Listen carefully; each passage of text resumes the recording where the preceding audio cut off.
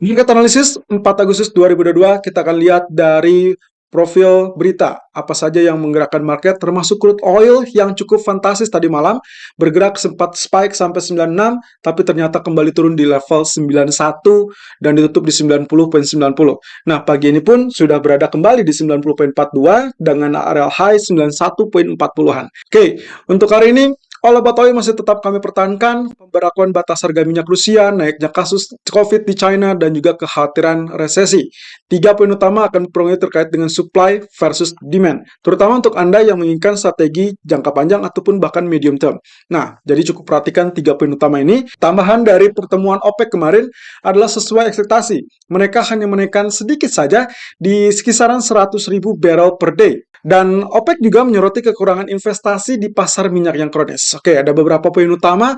Kuota produksi yang meningkat tersebar di semua negara OPEC Plus. Kemudian terkait dengan ketersediaan kapasitas yang berlebih yang sangat terbatas. Sehingga akhirnya mereka memutuskan sedikit saja karena mereka harus juga berhati-hati menanggapi gangguan pasokan yang cukup parah.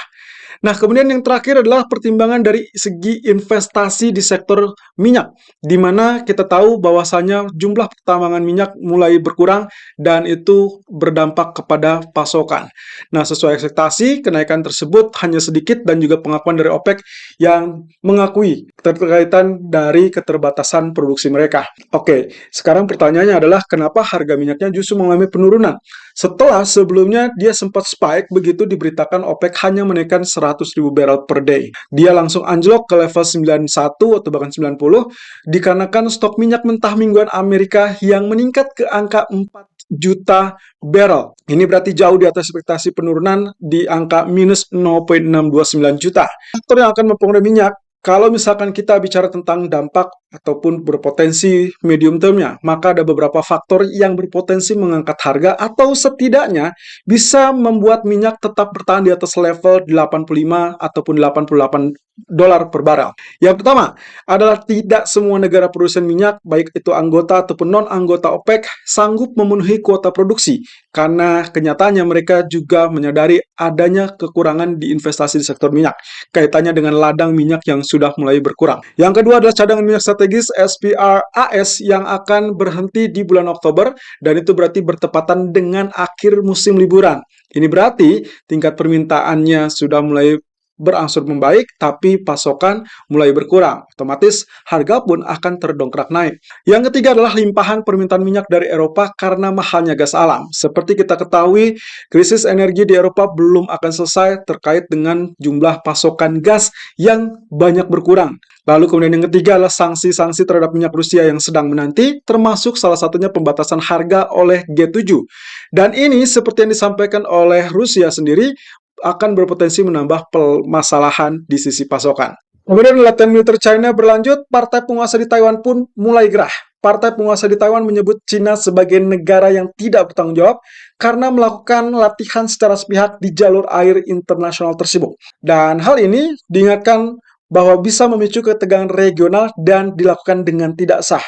Selat Taiwan diketahui sebagai jalur pelayaran yang sangat sibuk dari dan ke China, Jepang, Korsel, dan tentunya Taiwan. Dengan data menunjukkan sekitar setengah dari kapal kontainer menggunakan jalur tersebut setiap tahunnya. Dan ini berakibat kepada risiko gangguan rantai pasokan dan tentunya akan berdampak kepada inflasi yang sangat diharapkan oleh para pembuat kebijakan moneter untuk segera mengalami penurunan. Jelang BOE konsensus 50 basis poin, apakah sudah diantisipasi pasar?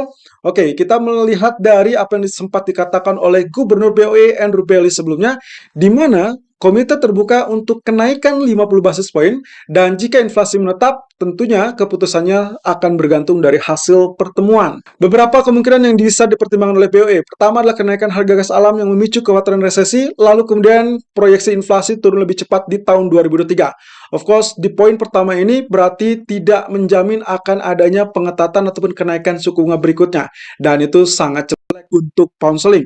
Kemudian yang kedua adalah perlambatan ekonomi kemungkinan berjalan beberapa kuartal ke depan, lalu inflasi sendiri diperkirakan akan berada di bawah target di tahun 2024-2025. Ini pun relatif flat ataupun relatif tidak menggembirakan bagi pound sterling.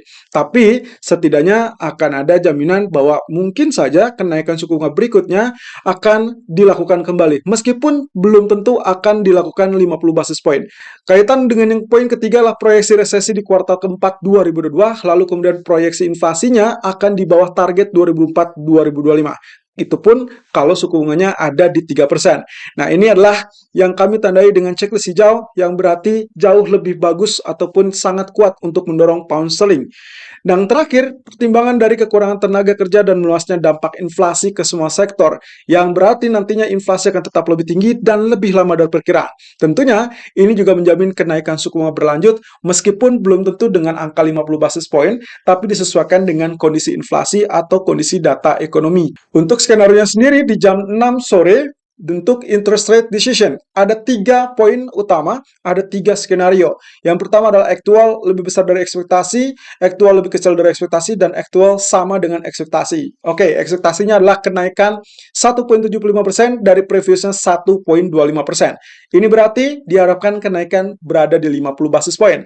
Oke, langsung tertuju kepada poin ketiga, di mana kalau misalkan ternyata BOE menaikkan 50 basis point sesuai ekspektasi, maka pound sterling berpotensi mengalami kenaikan sampai resisten tertentu sebelum akhirnya mengalami penurunan.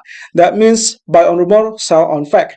Nah, lalu kemudian ke skenario nomor 1. Kalau ternyata aktual lebih besar dari ekspektasi, itu berarti naik di atas 50 basis point, maka pound sterling berpotensi melonjak naik dengan cepat, dan itu kemungkinan akan mencapai resisten berikutnya di 1,25 atau bahkan 1,26.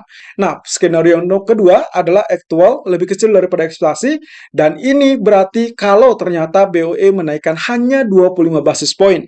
Itu berarti pound sterling akan langsung anjlok dengan cepat dan Anda langsung saja switch strategi follow menjadi sell. Waspada, karena skenario untuk buy on rumor, sell on fact bisa atau sangat mungkin untuk kembali terjadi. Artinya, pound diperkirakan akan naik lebih dulu sebelum pengumuman sampai beberapa menit menjelang pengumuman. Kemudian turun setelah pengumuman, terutama kalau misal ternyata di poin kedua atau skenario nomor kedua, di mana kenaikan suku bunga hanya berkisar 25 basis point yang berarti mengecewakan market. Tapi skenario ini buy on rumor, sell on fact bisa saja terjadi pada skenario nomor 2 ataupun skenario nomor 3, tapi dengan kecepatan yang berbeda, di mana poin yang kedua akan jauh lebih cepat turunnya ketimbang poin yang ketiga. Pada US dollar ataupun DXY, di mana grafik daily kembali ditutup dengan candlestick doji ataupun kita sebut dengan spinning tops. Ya, ini lebih mirip dengan spinning tops dikarenakan ya tail atas ataupun tail bawah kecenderungannya imbang, lalu kemudian muncul setelah bullish candle yang berarti pula akan terjadi penurunan kembali. That means bad for dollar, dan juga berarti emas ataupun pound sterling memiliki kesempatan atau peluang untuk kembali mulai kenaikan in case kita patok kepada dolar. Oke, kita langsung lihat. Dari kondisi ini, maka potensi untuk penurunan bisa kembali menguji area support 105.07. Tapi kalau ternyata dia masih tetap naik, maka kenaikan harus menembus zona high kemarin yang ada di kisaran 106.81. Yang berarti pula resisten kedua akan menjadi area yang dituju adalah 107.34. Nah, sementara itu kalau kita perhatikan dari grafik H4-nya, kecenderungan di mana 2 hari yang lalu kita sempat sebutkan area resisten yang ternyata ditembus dan kemarin pun false breakout, dia langsung naik, tapi saat ini dia berada atau berjalan flat atau relatif datar. Kalau dengan demikian, potensi berikutnya juga tetap diperhatikan area support ini, area 106.13 atau bahkan resisten berikutnya 106.80. Mana yang lebih dulu akan ditembus? Ya, pastinya kalau memang ternyata kekuatan untuk kenaikan itu mulai melemah, maka kemungkinan kecenderungannya adalah menembus zona support ini, kemudian untuk berjalan ke level support berikutnya. Dan itu berarti area 104 ataupun 105.00 sangat mungkin untuk terjadi. Nah, di sisi lain, US Treasury justru mengalami penurunan yang signifikan. Oke, kalau Anda ingat dengan head and shoulder kemarin, yang mana dia juga sudah sempat tembus, kemudian dia pullback, dan akhirnya neckline terlihat.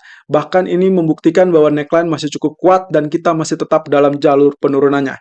Oleh karenanya, potensi candlestick dengan shooting star ini seharusnya juga menekan kembali turun dan terbuka sangat besar untuk peluang mencapai target maksimum dari pola head and shoulder tersebut.